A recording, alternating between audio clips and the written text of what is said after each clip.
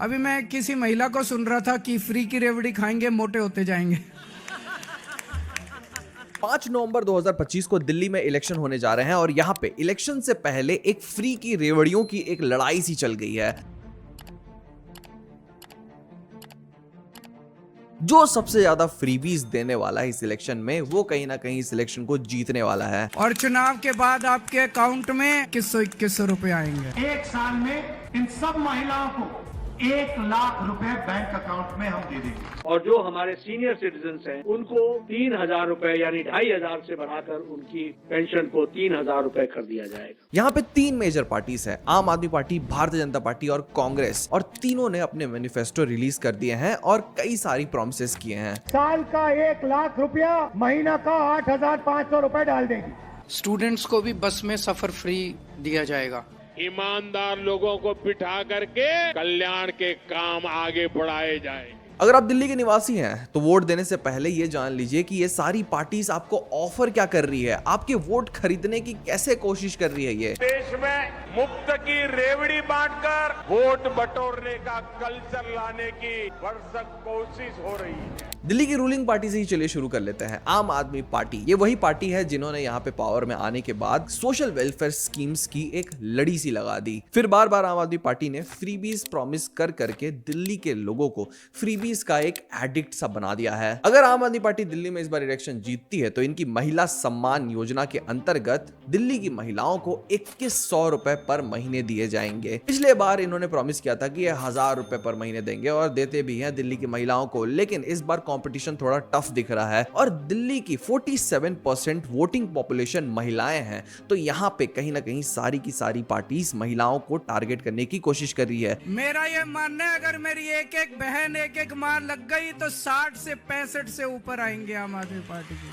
ये वही महिलाएं हैं जो कि एक साइलेंट वोटर होती है इंडिया के इलेक्शन में। महिलाएं जिन्हें वोट करना चाहती है वही कहीं ना कहीं पति भी जाके वोट करते हैं उनके जो होते हैं, तो महिलाओं को टारगेट करना बहुत ही ज्यादा इंपॉर्टेंट है। इसी के साथ साथ अगर आप दिल्ली में रहने वाले एक सीनियर सिटीजन हैं तो भैया आपको फ्री हेल्थ केयर प्रोवाइड किया जाएगा दिल्ली गवर्नमेंट के द्वारा। और अगर आप मंदिर गुरुद्वारा में पूजा करने वाले कोई आदमी या औरत हैं तो आपको दिल्ली की गवर्नमेंट आम आदमी पार्टी के द्वारा 18,000 रुपए महीने दिए जाएंगे। इतना से नहीं हो रहा है, और सुनिए, दलित कम्युनिटी के जितने भी स्कॉलरशिप्स हैं उन्हें कंटिन्यू किया जाएगा और दिल्ली में जो 200 यूनिट बिजली फ्री की जाती थी दिल्ली के निवासियों के लिए, मुंबई में 200 यूनिट के 1400 रुपए लगते हैं, दिल्ली में 0 लगते हैं। अब टेनेंट्स के लिए भी दिल्ली में बिजली फ्री कर दी जाएगी अगर आम आदमी पार्टी पावर में आती है तो। इस चुनाव से पहले कई सारे लोग कंप्लेन किया करते थे कि लड़कियों को, महिलाओं को ट्रैवल क्यों फ्री किया गया है। अक्टूबर 2019 से महिलाओं को फ्री ट्रैवल अलाउ कर दिया गया है दिल्ली में, लेकिन अगर इस बार आम आदमी पार्टी जीतती है इलेक्शन तो जितने भी मेल स्टूडेंट्स हैं, कॉलेज जाने वाले या स्कूल जाने वाले, उन्हें फ्री बस में ट्रैवल अलाउ किया जाएगा और मेट्रो में 50% छूट दिया जाएगा और कई सारे मोहल्ला क्लिनिक्स बनाए जाएंगे। इंफ्रास्ट्रक्चर, हेल्थ केयर पे ध्यान दिया जाएगा, लेकिन ये सब तभी होगा जब फिर से एक बार आम आदमी पार्टी दिल्ली में पावर में आती है। तो अब इनकी सबसे बड़ी कंपटीशन दिल्ली में कौन है? भारतीय जनता पार्टी। देश की राजधानी हमारी दिल्ली का कदम से कदम मिलाकर चलना बहुत जरूरी है। विकसित भारत की राजधानी के रूप में डेवलप करना है। तो एक बार भारतीय जनता पार्टी की प्रॉमिसेस पे भी ध्यान दे देते हैं। दिल्ली के वोटर्स जरा ध्यान से सुनिएगा। बीजेपी इस बार दिल्ली में इलेक्शन जीतने के लिए लगातार कैंपेन करते हुए आई है और फिर से महिलाओं को ऐसे सेंटर बनाते हुए उन्होंने कई सारे महिला सेंट्रिक योजना की घोषणा की है। भारतीय जनता पार्टी की महिला समृद्धि योजना के अंतर्गत अगर इस बार दिल्ली में भारतीय जनता पार्टी इलेक्शन जीत जाती है तो दिल्ली की महिलाओं को हर महीने 2500 रुपए दिए जाएंगे। आम आदमी पार्टी कितना दे रही थी? 2100 रुपए। भारतीय जनता पार्टी जीतेगी तो कितना देगी? 2500 रुपए देगी। सोचिए एक बार आप। इसी के साथ साथ दिल्ली की प्रेग्नेंट महिलाओं को 21,000 रुपए भी दिए जाएंगे और अगर आप एक सीनियर सिटीजन हैं 60 से 70 साल के बीच में तो आपको दिल्ली की गवर्नमेंट की तरफ से, अगर भारतीय जनता पार्टी पावर में आती है तो आपको 2500 रुपए दिए जाएंगे। और अगर आपकी उम्र 70 से भी ज्यादा हो गई है और दिल्ली में आप अभी भी सांस ले रहे हैं भैया, तो आपको भारतीय जनता पार्टी की तरफ से 3000 रुपए दिए जाएंगे। सिर्फ इतना ही नहीं, अगर भारतीय जनता पार्टी दिल्ली में इलेक्शन जीतती है तो दिल्ली के लोगों को सिलेंडर खरीदने में 500 रुपए की सब्सिडी दी जाएगी। सिर्फ इतना ही नहीं, होली और दिवाली में फ्री के सिलेंडर्स भी बांटे जाएंगे। जी हाँ, और यही नहीं, आम आदमी पार्टी की जितनी भी सोशल वेलफेयर स्कीम्स थी, भारतीय जनता पार्टी अगर पावर में आती है तो उन सारे सोशल वेलफेयर स्कीम्स को बंद नहीं किया जाएगा, इनफैक्ट उन्हें और आगे बढ़ाया जाएगा और तेजी दी जाएगी उनको। लेकिन मैं दिल्ली वालों को विश्वास दिलाने आया हूँ, भाजपा सरकार में दिल्ली में जनहित की कोई योजना बंद तो नहीं होगी।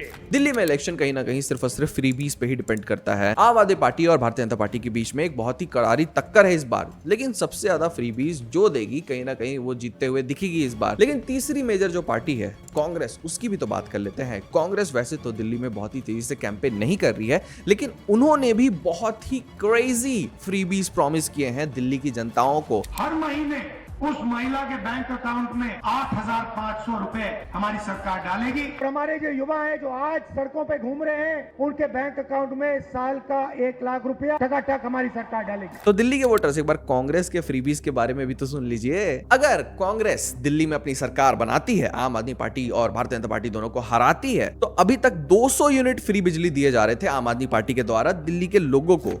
लेकिन कांग्रेस पावर में आने के बाद 300 यूनिट बिजली, जी हां 300 यूनिट बिजली फ्री कर देगी। सिर्फ इतना ही नहीं, वुमेन सेंट्रिक योजना, जैसे मैं बोल रहा था 47% वोटर्स वुमेन है। कांग्रेस अगर पावर में आती है तो कांग्रेस भी दिल्ली की महिलाओं को 2500 रुपए फ्री में देगी। इसी के साथ साथ दिल्ली में रहने वाले हर एक आदमी को फ्री 25 लाख रुपए का हेल्थ इंश्योरेंस भी दिया जाएगा। और सिर्फ इतना ही नहीं, अगर आप दिल्ली में रहते हैं और आप अनएम्प्लॉयड हैं, आपको एम्प्लॉयमेंट नहीं मिल पाई है वहां की सरकार के द्वारा, तो सरकार आपको एम्प्लॉयमेंट तो नहीं दे पाएगी, लेकिन कांग्रेस आपको 8,500 रुपए पर महीने आपके खाते में जरूर दे दीजिएगी। भैया आप अनएम्प्लॉयड रहो, लेकिन हम आपको 8500 जरूर देंगे। वादों की रेस में कांग्रेस सबसे आगे निकलते हुए दिख रही है, और कांग्रेस अगर इलेक्शन जीत जाती है तो 500 रुपए सब्सिडी दिए जाएंगे सिलेंडर्स के ऊपर। दाल, चावल, सॉल्ट, ऑयल, इन सब में सब्सिडी दी जाएंगे, फ्री में प्रोवाइड कर दिया जाएगा कई सारे लोगों को। लेकिन ये सब तभी होगा जब कांग्रेस दिल्ली में पावर में आएगी। तो दिल्ली एक ऐसा स्टेट है जहां पे कई सालों से डेवलपमेंट की राजनीति नहीं की जाती है, बल्कि फ्रीबीज की राजनीति की जाती है। बल्कि ही दिल्ली में जब बारिश होता है तो दिल्ली एक झील बन जाती है। यहाँ पे ठंड के समय में सांस लेना बहुत ही ज्यादा मुश्किल हो जाता है। यहाँ गर्मी के समय कई जगह पानी नहीं आता है, टैंकर माफिया घूमते रहते हैं इधर से उधर। लेकिन फिर भी जब चुनाव आएगा तो सिर्फ और सिर्फ फ्रीबीज की पॉलिटिक्स ही लड़ी जाएगी और वही पार्टी जीतेगी, याद है, जो सबसे ज्यादा फ्रीबीज देगी। लेकिन ये जो फ्रीबीज की पॉलिटिक्स है, क्या सच में आम आदमी पार्टी ने ही इसे दिल्ली में शुरू किया था? आखिर इसकी शुरुआत कहां से हुई थी और इसका फायदा होता है या नहीं होता है? और क्या आपको फ्रीबीज सुनकर किसी पार्टी को वोट देना चाहिए? आइए देखते हैं इस वीडियो में। ये रेवड़ी कल्चर देश के विकास के लिए बहुत घातक है।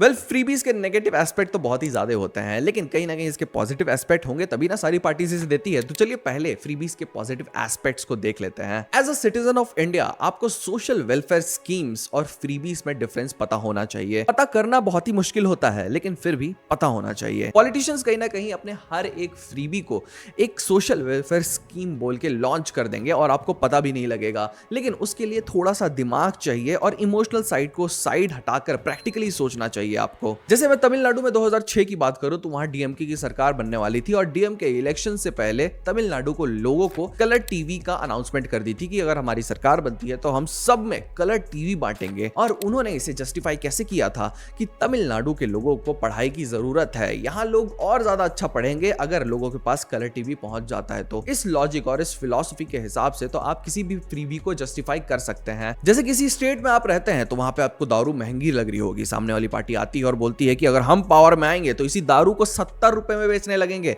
अरे वो छोड़िए, अगर हमारे पास स्टेट में बजट बचेगा तो इस दारू को हम 50 रुपए तक भी बेच सकते हैं। अगर ये फ्रीबी आपको कम लग रही है तो ऐसा करेंगे, चलिए अगर हमारी सरकार आपके स्टेट में बन जाती है तो आपके अकाउंट में 1 करोड़ रुपए दिलवा देंगे। और बताइए क्या चाहिए? आईफोन चाहिए? चलो आपको एक आईफोन भी दे दिया जाएगा। और ये भी कम लग रहा है, चलो आपको सीधा हम चांद पे ही ट्रिप में ले चलेंगे। राजस्थान में बहुत दिनों से चाइल्ड मैरिज करना मुश्किल होते जा रहा है। ऐसा करिए, आप हमारी पार्टी को वोट दीजिए। अगर हमारी पार्टी राजस्थान में इलेक्शन जीत जाती है तो चाइल्ड मैरिज आप आराम से कर पाएंगे, ये मेरा भरोसा है। या अगर आप उत्तर प्रदेश में रहते हैं और किसी दिन आपका मन किया चलो आज मैं सांड से लड़ लेता हूं, सांड से, तो आपको कोई रोकने नहीं आएगा। आप अपने मन के मालिक हैं, आप सांड से लड़ने जाइए और अगर अखिलेश यादव जी की सरकार यहां पे आ जाएगी तो आपको 5 लाख रुपए आपके फैमिली को दिए जाएंगे अगर लड़ते लड़ते आपकी कहीं ना कहीं मौत हो जाती है। तो रुकिएगा मत, सीधा उससे लड़ने जाइएगा। आप सोचिए मत अपने फैमिली के बारे में, सरकार देख लेगी। अब ये सारे स्कीम्स, ये सारे फ्रीबीज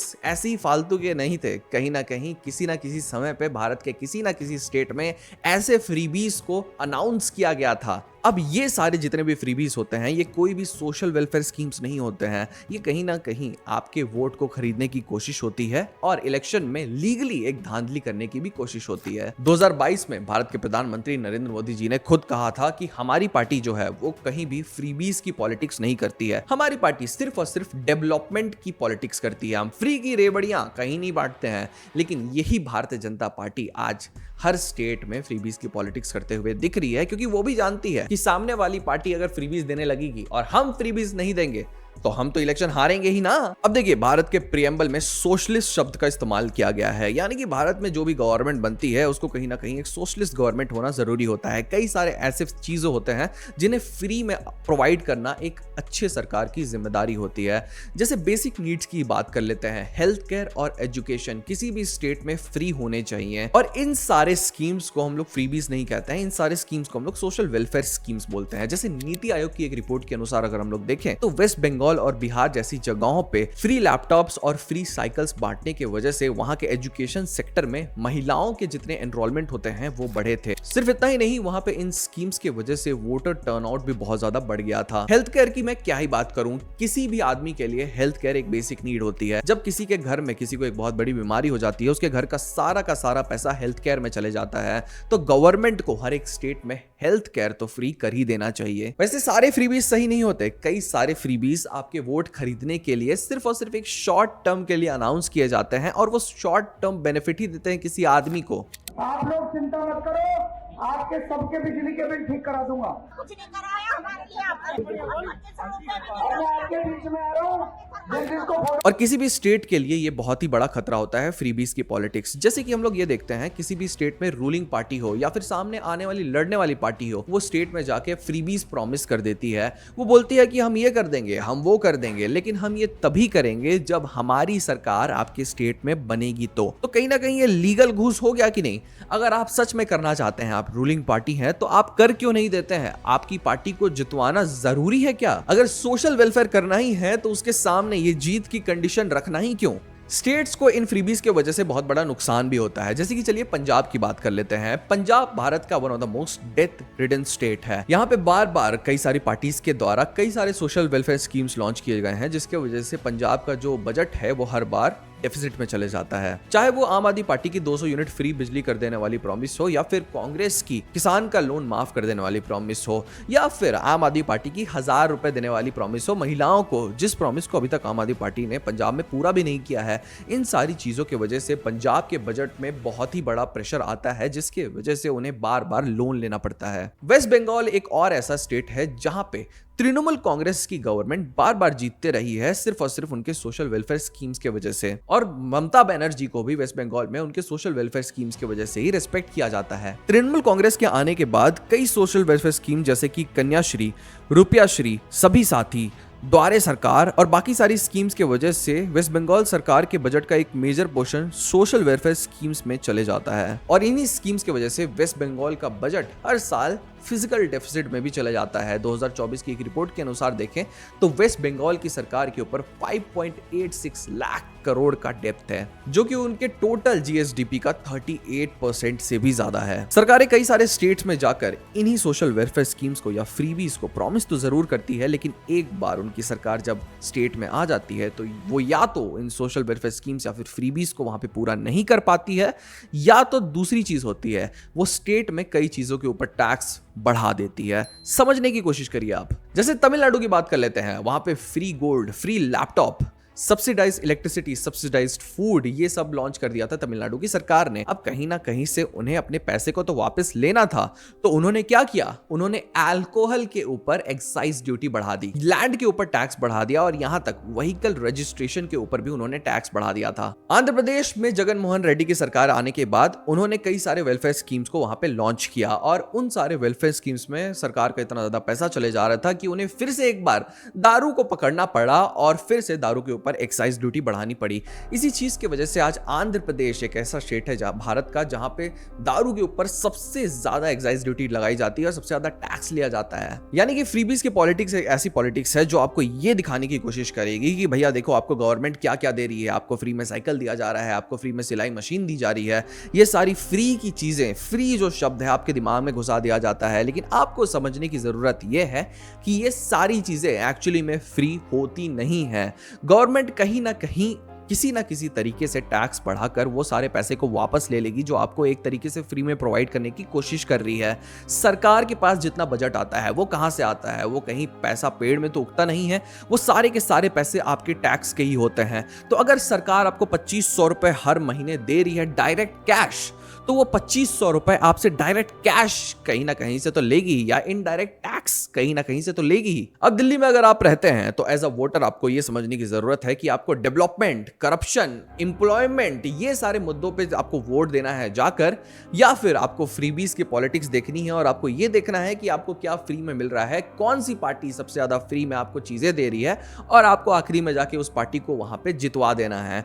आप ये भी समझिए कि अगर कोई अच्छी पार्टी इलेक्शन जीतती है आपके स्टेट में तो आपको जो 1000 रुपए देके आपकी वोट छीनने की कोशिश कर रही है, आपके वोट खरीदने की कोशिश कर रही है, कहीं ना कहीं आपके बिजनेस को बूम करेगी अगर अच्छी सरकार होती है वो, और वो 1000 रुपए लाखों रुपए में तब्दील हो सकते हैं। लेकिन आप सिर्फ 1000 रुपए के लिए अपनी सेल्फ रिस्पेक्ट बेच दे रहे हैं किसी सरकार के सामने जाकर, तो आपका बिजनेस वहीं का वहीं रहेगा और आपको 4-5 सालों तक अगले वही 1000 रुपए को संभाल के रखना पड़ेगा। आपका बिजनेस नहीं बढ़ पाएगा, आप आगे नहीं बढ़ पाएंगे, अनएम्प्लॉयमेंट रहेगा, करप्शन रहेगा और इन सब चीजों के वजह से सिर्फ और सिर्फ आपका स्टेट नहीं बल्कि आपकी फैमिली भी सफर करेगी। और किसी के कहने से, ना मेरे कहने से, ना किसी और यूट्यूबर के कहने से, ना किसी न्यूज चैनल के कहने से आपको वोट देना है जाकर। अगर आपके स्टेट में इलेक्शन हो रहा है तो सबसे महत्वपूर्ण बात यह है कि आप जाकर रिसर्च करें, कैंडिडेट के बारे में रिसर्च करें, पार्टी के बारे में रिसर्च करें, उनके प्रोमिसेस के बारे में रिसर्च करें, उनकी हिस्ट्री देखें और अपने रिसर्च के आधार पर आप अपना वोट डिसाइड करें। बिना रिसर्च किए कभी भी किसी पार्टी को वोट देने का मतलब